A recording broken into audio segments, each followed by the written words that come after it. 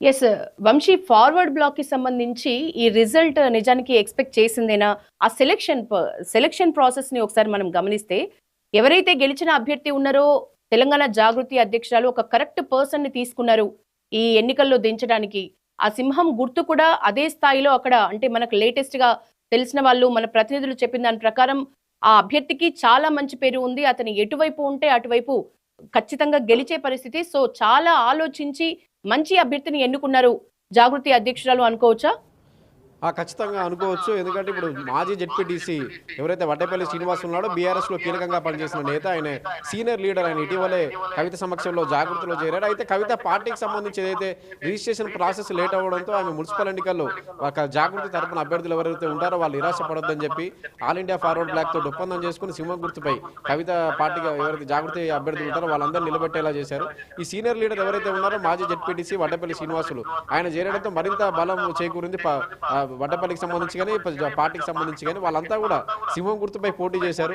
సింహం గుర్తుపై పోటీ చేసి మొత్తం 9 వార్డుల్లో వడ్డపల్లి మున్సిపాలిటీలో 10 వార్డులు ఉంటే 9 వార్డుల్లో పోటీ చేశారు. ఒక స్థానం మాత్రమే కోల్పోయారు. 8 చోట్ల విజయం సాధించి వడ్డపల్లి మున్సిపాలిటీని ఆల్ ఇండియా ఫార్వర్డ్ బ్లాక్ దక్కించుకుంది. అయితే ఒక చోట బీఆర్ఎస్, ఒక చోట కాంగ్రెస్ గెలిచింది.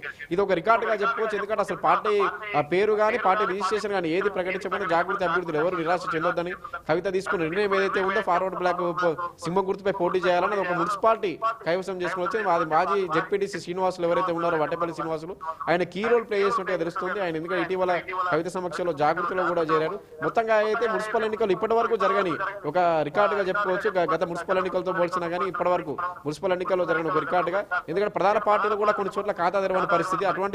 అటువంటి పరిస్థితుల్లో కాంగ్రెస్ ఒక హవా పూర్తిగా కాంగ్రెస్ హవా కనిపిస్తున్న సమయంలో ఆల్ ఇండియా ఫార్వర్డ్ బ్యాక్ అనేది ఒక మున్సిపాలిటీని కైవసం చేసుకోవడం అనేది రికార్డుగా చెప్పుకోవచ్చు.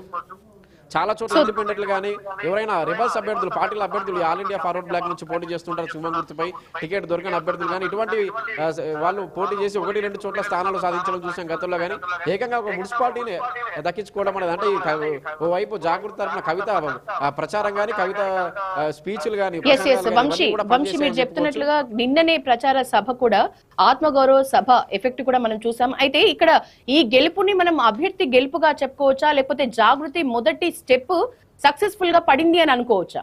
అంటే ఎవరైతే జాగృతి పార్టీలో చేరే లీడర్లు కానీ వాళ్ళు ఉన్నారో అది సరైన నిర్ణయంగా చెప్పుకోవచ్చు. జాగృతి పార్టీ తరఫున కవిత తీసుకుంటున్నటువంటి నిర్ణయాలు కానీ వేసే అడుగు కానీ ఈ కరెక్టివ్ స్టెప్గా చెప్పుకోవచ్చు. ఎందుకంటే లీడర్లు కానీ ఉద్యమకారులను కానీ నిన్న జరిగిన సభలో కూడా చూసే ఉద్యమకారులకు అండగా ఉంటామని. గతంలో బీఆర్ఎస్ హయాంలో కానీ బీఆర్ఎస్ పార్టీలో ఎవరైతే అనగదొక్కబడ్డారో ఎవరైతే ఉద్యమ నేతలు ఉన్నారో అటువంటి వాళ్ళు కానీ క్రియాశీలకంగా బీఆర్ఎస్లో పనిచేసిన నేతలను జాగృతిలో చేర్చుకుంటూ కవిత ఒక కీలకమైన నిర్ణయం తీసుకుంటున్నట్టుగా తెలుస్తుంది. ఎందుకంటే వడ్డేపల్లి శ్రీనివాసరావు మాజీ జెడ్పీటీసీ బీఆర్ఎస్ లో కీలకంగా పనిచేసిన నేత. అలాంటి వ్యక్తి అంటే అసలు పార్టీ పేరే నిర్ణయంగా జాగృతిలోకి వచ్చి చేరి ఆల్ ఇండియా ఫార్వర్డ్ బ్లాక్ గుర్తు మీద పోటీ చేసి ఒక మున్సిపాలిటీని కైవసం చేసుకున్న వాళ్ళు చేశారంటే అంటే రెండు వైపులా వడ్డపల్లి శ్రీనివాస్ కున్న చరిష్మా కానీ కవిత తీసుకున్న నిర్ణయం ఈ రెండు గెలుపుకి దోహదం చేశాయని చెప్పవచ్చు. Thank you Vamshi, thank you for your updates. మొత్తానికి ఇది ఒక రికార్డ్.